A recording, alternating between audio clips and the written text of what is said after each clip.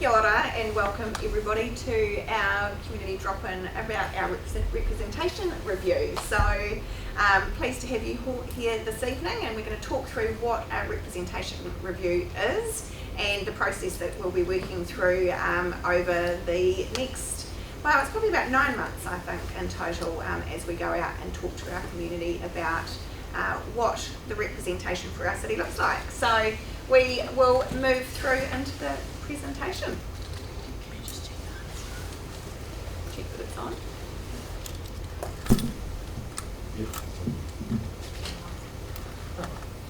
Okay, so what is a representation review? So this essentially, it is a formal process that we're required to do under the Local Electoral Act 2001, and we need to do this every 6 years. And it is looking at how we as a council propose to the public what our council will look like, what the elected members on our council will look like, how many elected members there will be, excluding the mayor. And it's about ensuring that we have fair and effective representation for our community.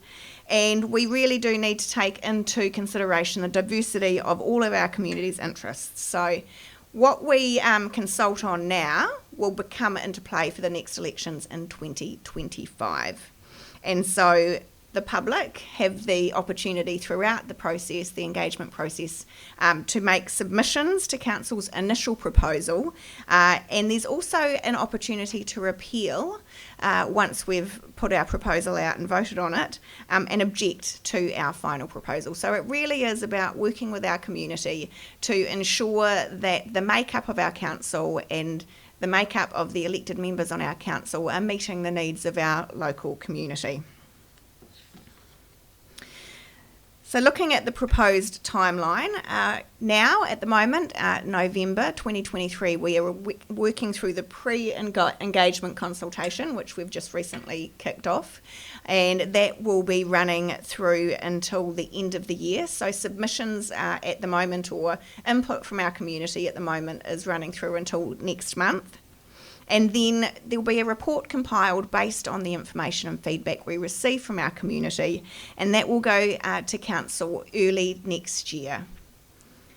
We will then, based on this feedback, decide on the initial proposal, and that will be again early in 2024, and then we'll have the formal consultation process. So there is essentially 2 stages in the way that we engage with our community. The pre-engagement just gives us that initial feedback to actually inform our decision making on the proposal, and then we'll go out with that proposal and ask for feedback again, and that'll be about March 2024 next year that we'll go out for that more formal consultation.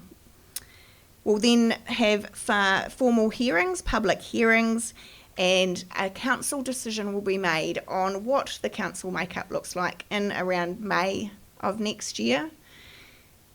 And the public notification of that decision will be made straight after that decision. As I said earlier, there is an opportunity for the community to actually appeal or object to any decision made, so that would occur after that May decision. And following on from that, the Electoral Commission will make a determination, and it will all need to be done obviously in time for us to be able to implement those changes if there are any changes for the 2025 elections.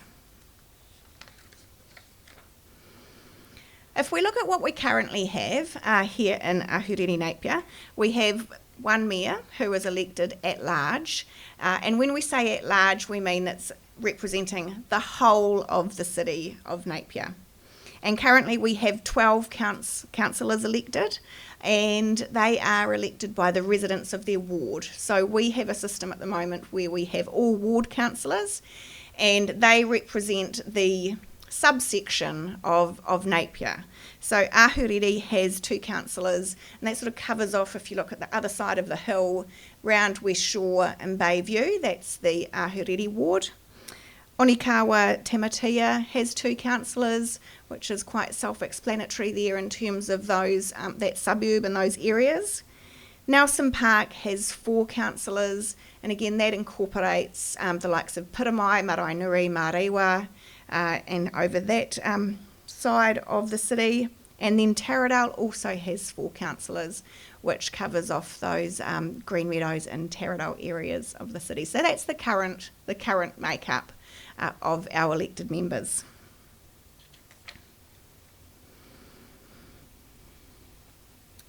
One of the things that we really do need to take into consideration when we're reviewing our representation is the communities of interest that we have spread throughout the city. And there's quite a lot of different factors that may help to actually decide what these communities of interest look like or what the boundaries look like. Part of it, of course, is around that geographical sort of features and locations. So if you consider the 4 wards that we currently have, they are quite dictated by the geographical parts of the city. Other things that we could take into consideration, though, when we're looking at the way we might separate out our communities of interest is taking economic activities and development into consideration, and how could we actually ensure that we're meeting the needs of those parts of our community. Looking at shared facilities and services, so where our schools are, where our recreational facilities are, and how that would align with representation throughout the city. Are there any distinctive local history that might make a community unique? So we would need to consider that in terms of the way that we actually had elected members representing that part of our community.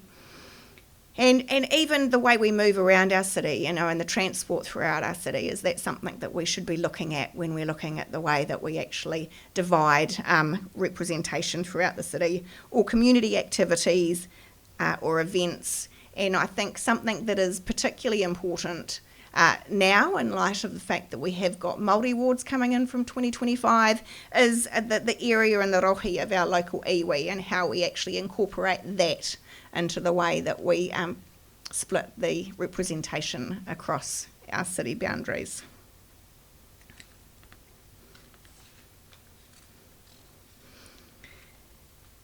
So we can actually review the ward boundaries as part of our representation review. It doesn't have to stay the way that it currently is. So if wards are retained, do we need to change those boundaries? And this is particularly, I think, relevant when we've had new subdivisions. So if you consider Te Awa, where there has been a significant number of new properties and new houses built, does that affect the way that we actually look at those boundaries? So that currently sits within Taradale ward, but you might find that residents that are living in that area actually associate more with the Nelson Park ward. And those are the sort of things that we consider, and the sort of things we want to have feedback from our community about.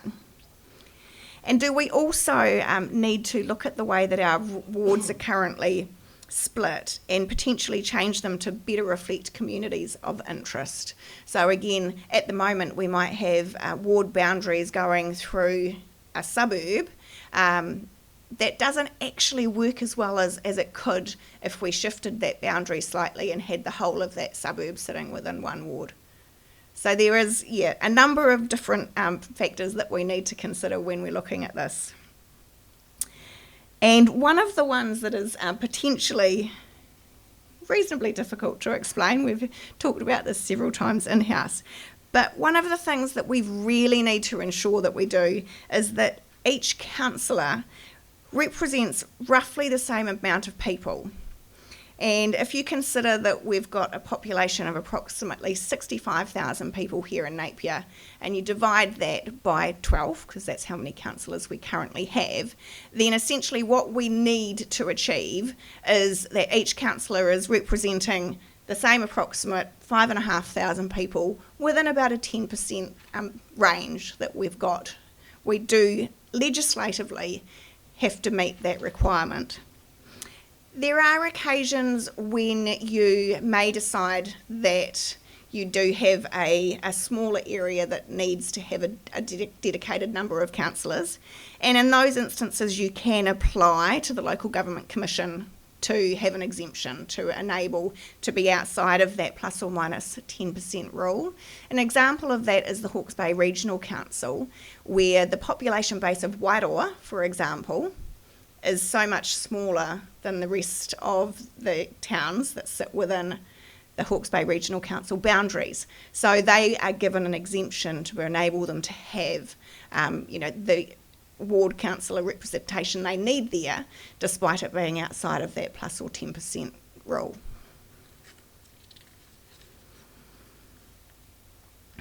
So as I mentioned earlier, we did decide in 2021 to introduce Māori wards here in Ahuriri, and so that's another big part of the representation review for us this time round.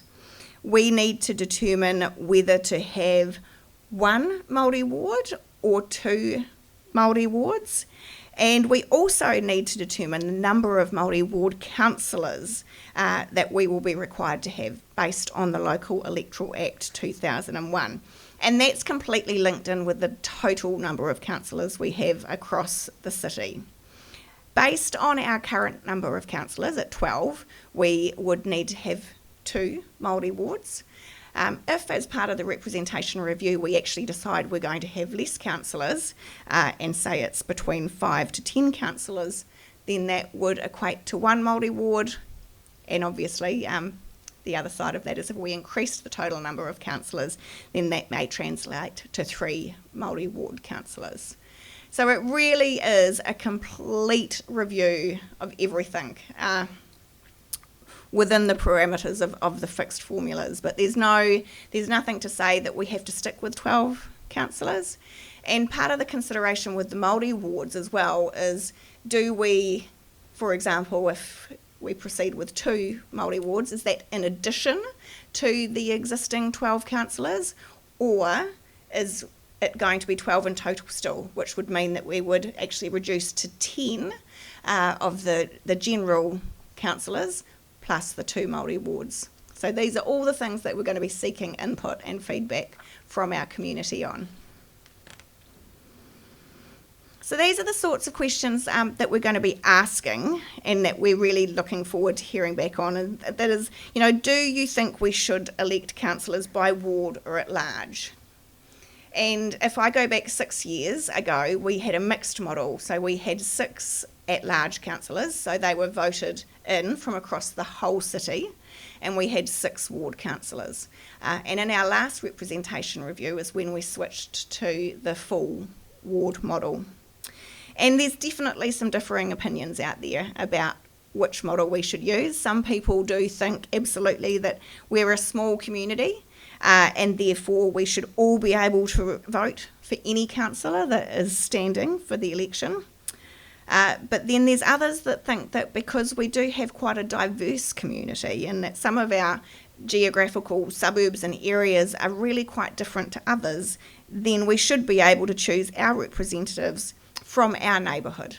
So they're sort of the 2 views between your at-large and your ward councillor models. And you can still also consider going back to that mixed model of some at-large and some ward. Again, how many councillors should we have in Napier? And it's important to know that the number of councillors we have does not affect rates. So we're set a remuneration pool, and that is the money. That is the money to pay for councillors, regardless of how many councillors there are. So some people might think because that's not going to cost them any extra to have more councillors, they would prefer to have more councillors and perhaps that wider diversity and range of views. And others may say, well, we think it would be better to have a small group because then it's easier to make decisions. And I think it's actually really important. The fact that it doesn't affect the rates does mean that people can take the budget side out of it and actually offer their view based on what they think will work best for our city in terms of decision making. And then the next question, do you think we should have one Māori ward with 2 councillors, or perhaps 2 wards with 1 in each? So very similar to the way we look at the whole councillor pool. Some people will be of the view, because we are a smaller city, then it would be preferable to have two councillors just within the one wider ward, and others again may feel that actually the northern part of the city may have a different view to the southern side of the city, and so it would be better to have two Māori wards with one representative in each. What we can also have is community boards. We don't currently have any community boards here in Napier. A number of other cities and regions throughout the country do. And the primary purpose of a community board is if you have a community that is quite unique and quite different perhaps from the rest of the city or region, then they have their own community board that is able to work directly with their community and bring those community views forward to the full council table. And I guess one of the areas here in Napier that it has been suggested in the past could benefit from a community board is Bayview. And so Bayview has some quite different needs. Their infrastructure is quite different out there to the rest of the city. And so that is potentially an example of where we may introduce a community board. So again, that's one of the questions that we're asking. Do you think that there are any parts of Napier that would benefit from having a community board to really represent the unique needs of that part of our city and feed through into the full council? So as I've been saying throughout this, we really do want your feedback. It's really important to us to know what our community thinks will best serve them. We're here to serve our community, and we want to be able to do that in the best way possible. So we are looking for submissions through till Friday the 15th of December, still plenty of time to get that into us. We've got up here on the slide, you can head to sayatnapier.nz to complete the online form.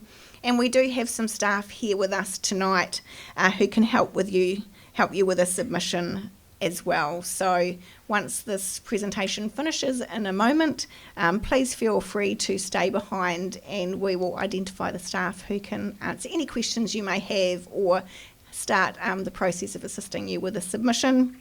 And Council will make an initial proposal based on the feedback that we receive over the next few weeks, and then be bringing it back, as I said earlier, early next year for the second stage of formal consultation before we move into any decision making. So I would just like to say thank you very much for all coming along this evening. I also will be hanging around and I'm happy to answer any questions that you may have, and we're looking forward to receiving feedback from all of our community so that we can move forward with our representation review. So thank you.